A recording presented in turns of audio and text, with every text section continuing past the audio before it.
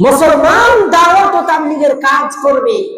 বুঝলাম ইহুদিরা দাওয়াত ও তাবলীগের কাজকে নিষিদ্ধ করার জন্য তালিম ও তারবিয়াতের স্থানগুলোকে স্তব্ধ করতে চায়, তালাবদ্ধ করতে চায়। কিন্তু মুসলমানের সাইনবোর্ড লাগিয়ে, মাথার ভিতরে পাগড়ি লাগিয়ে যারা দাওয়াত ও তাবলীগকে যারা ইতাআতের নাম দিয়ে ধ্বংস করতে চায়, তাদেরকে এদেশ থেকে ফ্যাসিবাদী হাসিনা সরকারকে যেরকম ভাবে আমরা তাওহীদি মুসলমান দেশ ত্যাগ করতে বাধ্য করেছি, আজকেও যারা ইতাআতের নামে তাবলীগের মধ্যে দুই দল করে দিয়েছে, এদেরকে এদেশ থেকে উলামায়ে কেরাম পিটিয়ে বের করে দেবে। কথা বলেন ঠিক কিনা?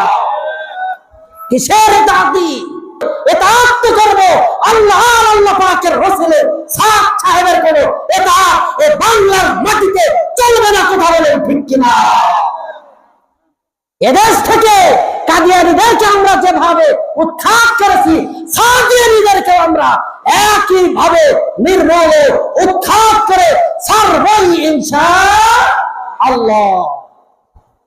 একটি কাজ এত সুন্দরভাবে আমরা করতেছিলাম, সবাই কাঁধে কাঁধ মিলিয়ে।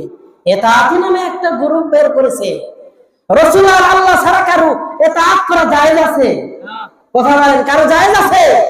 যারা সাহাবকে অনুসরণ করেছে, আমরা স্পষ্ট ভাষায় বলতে চাই, তোমাদের নেতা গুমরাহ, তোমরাও যারা তার পথ অনুসরণ করছো, তোমরাও চির গুমরাহ গুমরাহ গুমরাহ। কথা বলেন ঠিক কিনা?